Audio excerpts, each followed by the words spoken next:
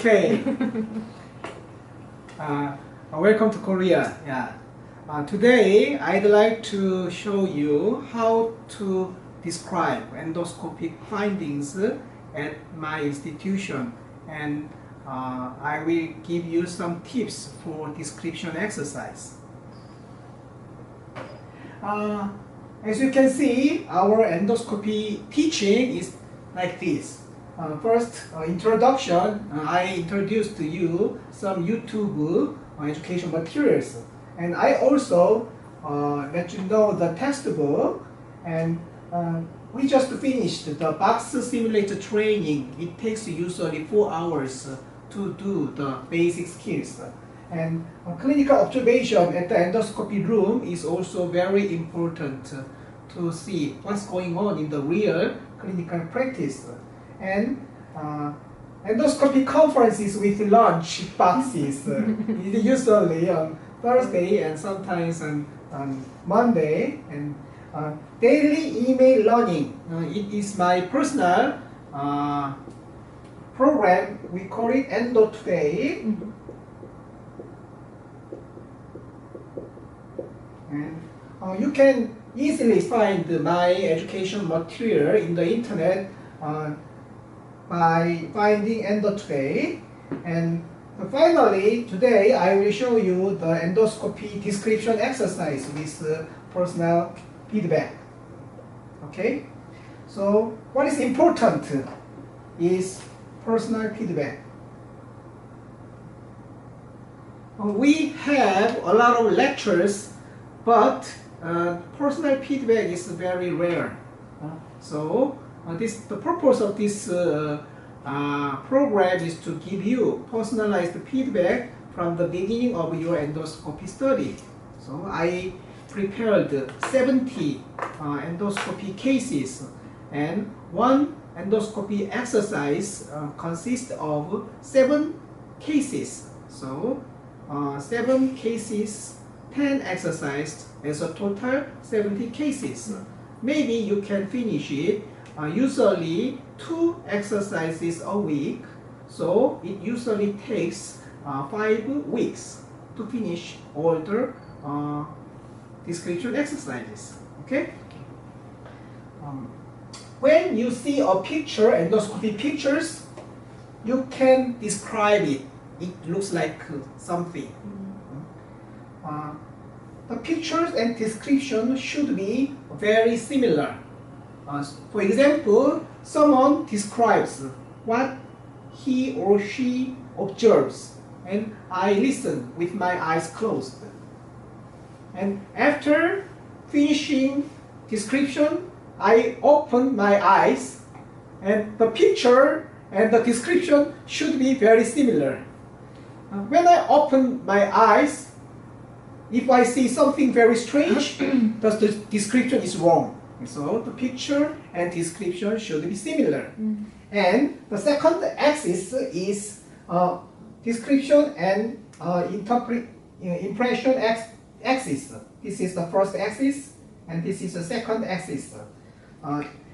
If you describe some cancer lesion like early gastric cancer, the impression is early gastric cancer. If you describe like an advanced cancer, the impression should be advanced gastric cancer.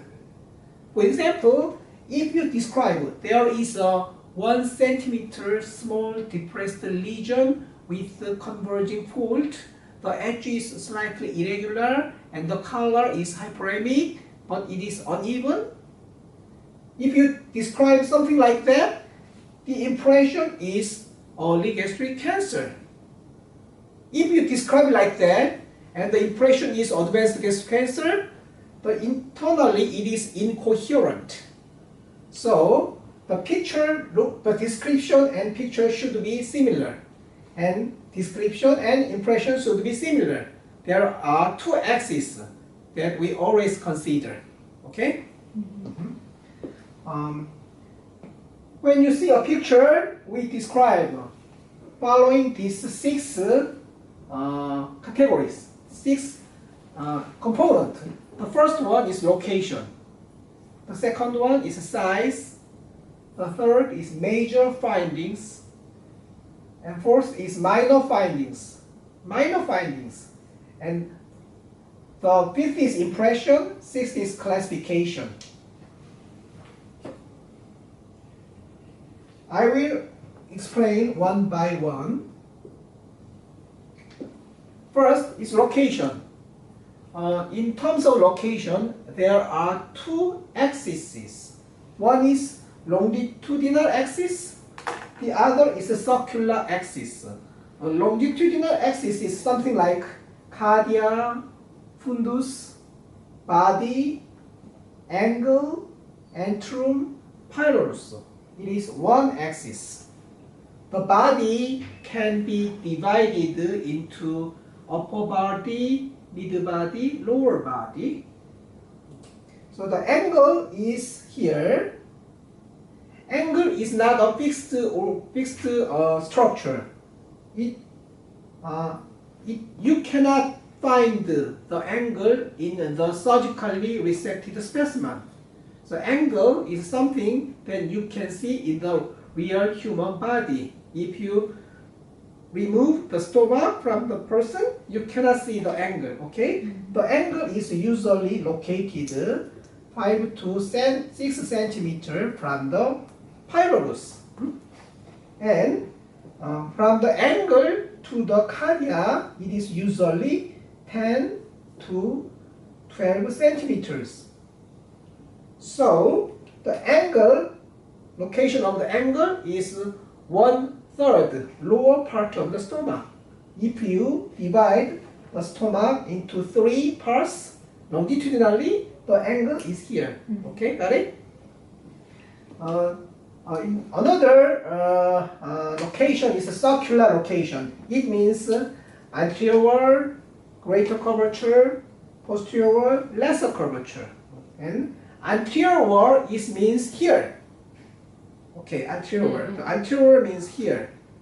In the mid body, if you push your upper abdomen, the anterior aspect of the stomach will be pushed when you see the endoscope. But in this area, the stomach looks like this. This is antrum. So the anterior is here in the mid body, but actually in the antrum, anterior is right hand side, but we call it just anterior by our tradition. So anterior wall of the antrum is actually not anterior. It is right hand side, but because the stomach is continuous, we call it just anterior. So anterior is in the most natural endoscopic view. Anterior wall is left hand side in your endoscopy picture. When you make a retroflexion, it changes. But without retroflexion, anterior wall is here. Okay? So the opposite is posterior. So this is lesser curvature and greater curvature. Do you think there is a greater curvature side of the angle? Greater curvature side of the angle. So this is body, this is antrum. Angle is not an area, just a line, just a point. So there is no such a thing like greater curvature of the angle. Angle is usually lesser curvature side of angle. But this area and this area, we call it anterior aspect of the angle. Anterior aspect of the and posterior aspect of the angle. So, but there is nothing like greater curvature aspect of the angle because there is no such area. Instead, we call this part proximal antrum. This is just a simple antrum. This area we call it prepyloric antrum.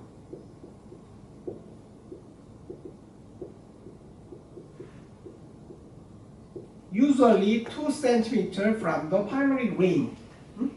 If the lesion is located at this area, which is very close to the pilorus, we call it the location is pre-pyloric antrum. If a lesion is located here,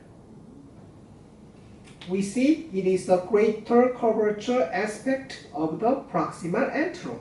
Okay, you got it? Mm-hmm. Okay, so this is longitudinal axis and this is circular axis. Let's move on to the size. Size is very difficult for the beginners. If you see something, you have no idea about the size. So when you use the biopsy forceps, if you open the biopsy forceps, it is usually half centimeter. When you open the biopsy forceps, the length of the jaw is usually half centimeter, 0.5 centimeter. So size is something difficult for the beginners. Okay, it takes time. And the major finding is simple word describing the major findings of the lesion. If the lesion is something like this, we call it mass. If something like this, we call it there is an ulcer. If there is a flat elevated lesion, flat depressed lesion, small discolorated area, that kind of simple word or 2 or 3 words thing that describes the most characteristic findings of the lesion, we call it major findings. And minor findings means some kind of description. Like if there is an ulcer, we call it the edge of the ulcer is regular or irregular, and the margin is flat or nodular, and there are some converging folds. The end of the curve, there is some bump or some fusion or dam formation. Some kind of description is, we call it minor findings. Minor findings. At this step, you describe everything, and then based on what you describe, you can make an endoscopic diagnosis. We call it as an impression. So if you describe something, and then your impression is early gastric cancer, so the 5-point part is early gastric cancer. In many diseases, there is some kind of classifications. There are Bowman type classifications for advanced gastric cancers. There is a Japanese classification of early gastric cancers. So there are many classifications for endoscopic diseases. So if there are classifications, you can add after the impression, like the 5 thing is EGC, the 6 thing is 2C. So EGC 2C is our endoscopic diagnosis. Got it? So please follow this description style in your description exercise. Okay? Before I move on to the next slide, do you have any questions? No? Okay, let's move on.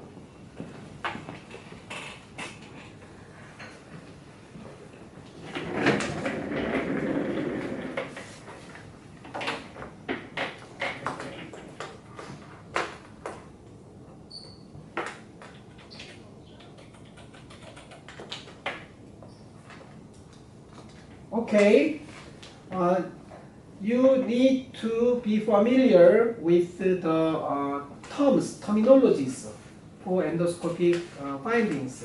So these are the most typical one. For the elevated lesions, this kind of word can be used. Most words came from dermatology, the skin doctor area. So the skin doctor described what they see for 5,000 years. So endoscopy started just 50 years ago. So endoscopists learn from skin doctors. So the terminology is the same thing as skin doctors. Okay? So this is granular. I will describe in detail later. Just follow the words. Granular, small thing. Nodular is bigger than the granular. And cobblestone is mass greater than the nodular thing. And simple papule, umbilicated papule, aphthous papule, hemorrhage papule. Papule is some kind of small elevated lesion.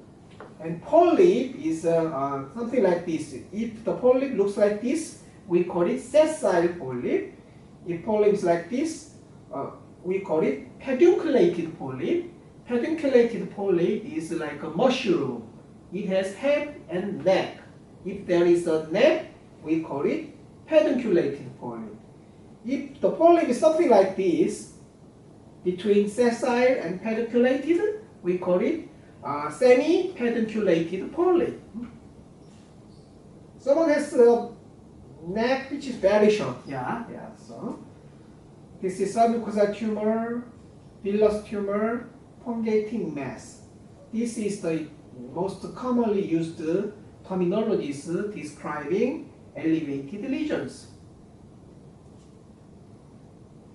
The same thing, another textbook. Pedunculated, semi-pedunculated sessile polyp. The surface is smooth, villus, granular, nodular, lobular. Lobular means usually larger than nodular, and ulcerated. Mulberry is very heterogeneous, and this color and margin, So most terminologies came from dermatology doctors, the same thing, basically the same thing.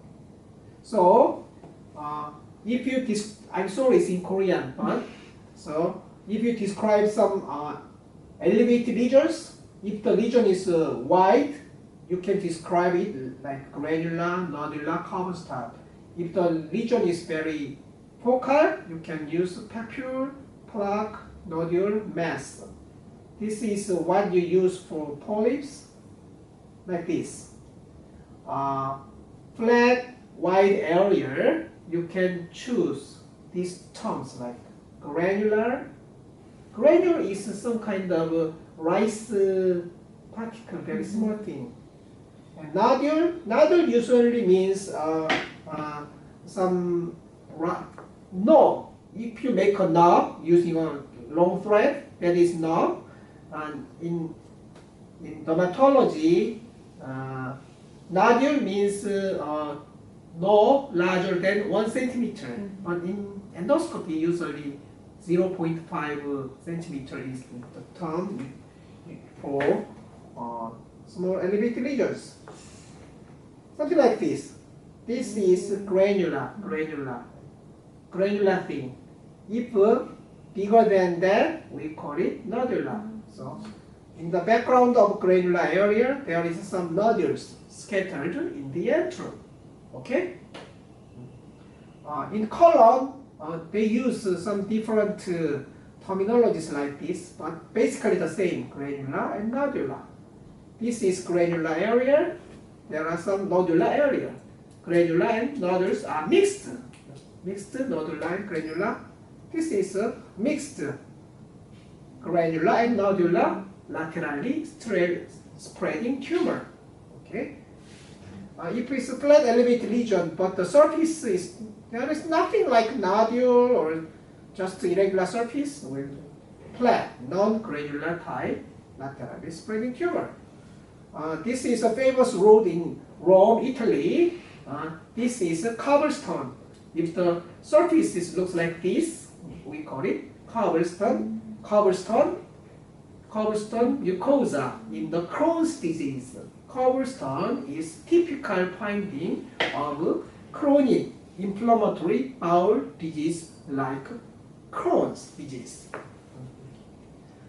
Some focal lesion. If the lesion is very small, the dermatologist call it papule. If the lesion is like a discolorated lesion greater than 1 centimeter, they call it plaque.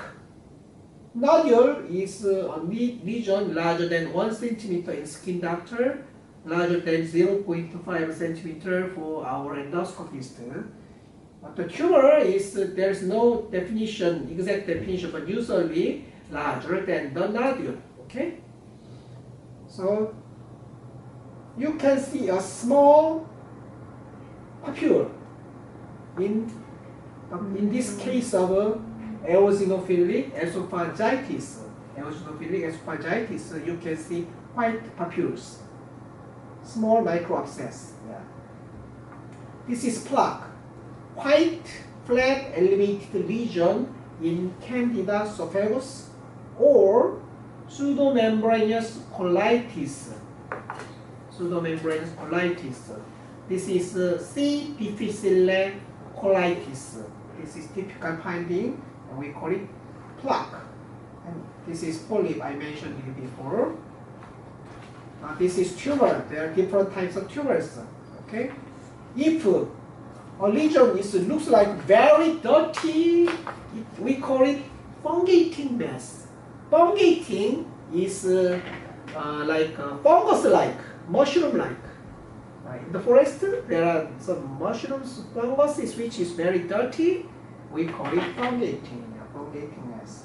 This is a typical case of fungating mass in a patient with breast cancer.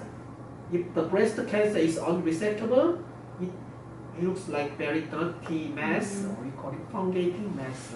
Stomach, yeah, something like advanced gastric cancers. But fungating mass is not a good terminology for our doctors and patients because the feeling is not so good. So I recommend do not use fungating term. Okay, more.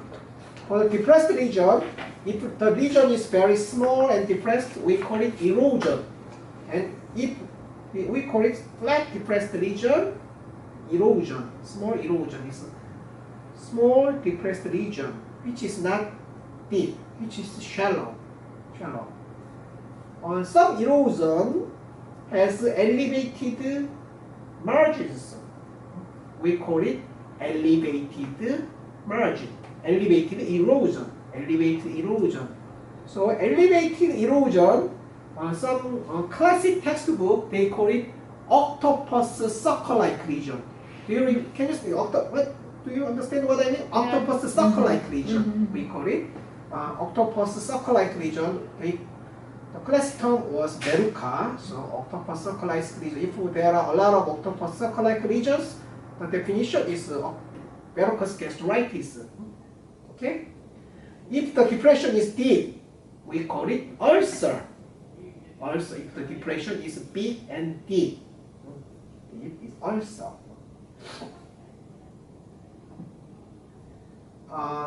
There are special erosion like apta. Apta is an erosion which you can see in your mouth. When you are very tired, you can have some painful erosion in your mouth. We call it apta. So if you see something like apta in your colon, we call it aptus erosion. This is a duodenal cyst. So mass. So if you describe it, there is a 3 centimeter mass in the second part of the duodenum. In the top of the mass, there is a deep ulceration. So you can describe like that. And the final slide. This is the final slide. Description of the gastritis is very confusing.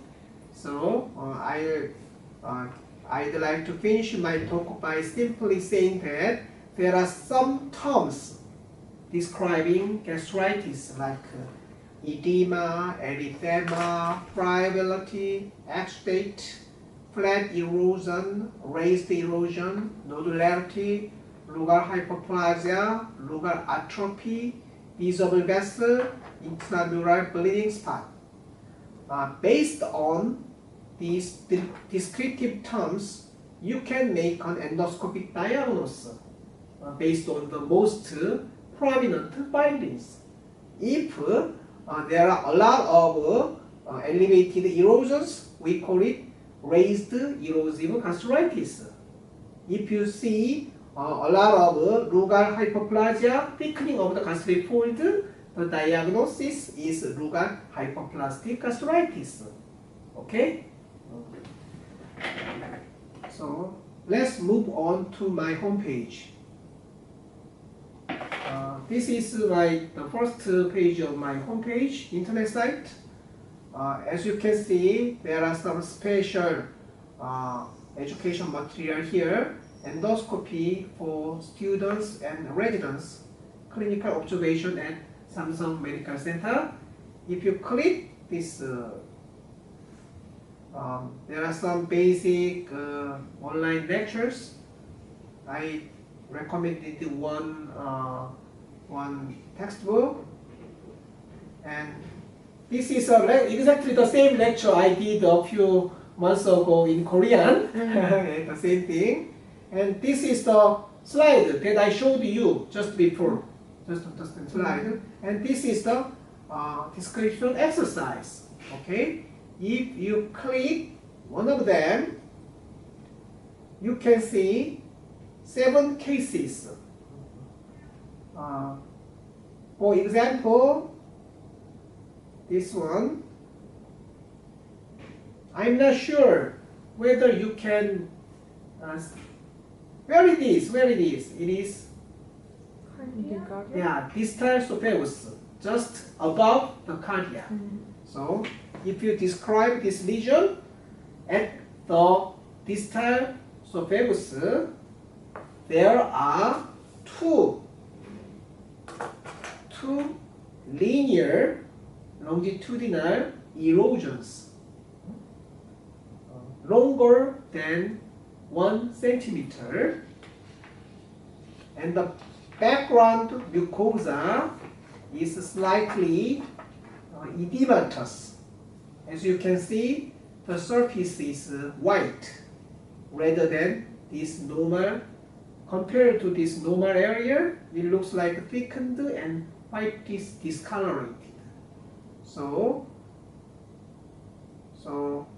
if you describe in our file, location is distal esophagus, size longer than 1 centimeter. Major findings, 2 longitudinal erosions, and minor findings are around the erosion, there the surface of something or like that.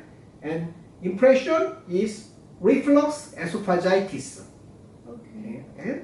And classification for reflux esophagitis, the most common classification is LA classification. So impression is. 흉부외과 선생님, 본관 3층 심장외과 중환자실로 오시기 바랍니다. 흉부외과 선생님, 본관 3층 심장외과 중환자실로 오시기 바랍니다. Okay. The classification for reflux esophagitis is LA classification. So impression is LA classification. Impression is reflux esophagitis. Classification LA group B. So that is your description. Something like that. So at the beginning, it is not easy for you, but why don't you give it a try? I will show you one more example. Okay? Do you guess where it is? The location? The angle? Angle. In the center of the angle, there is a 2 centimeter sized major finding also.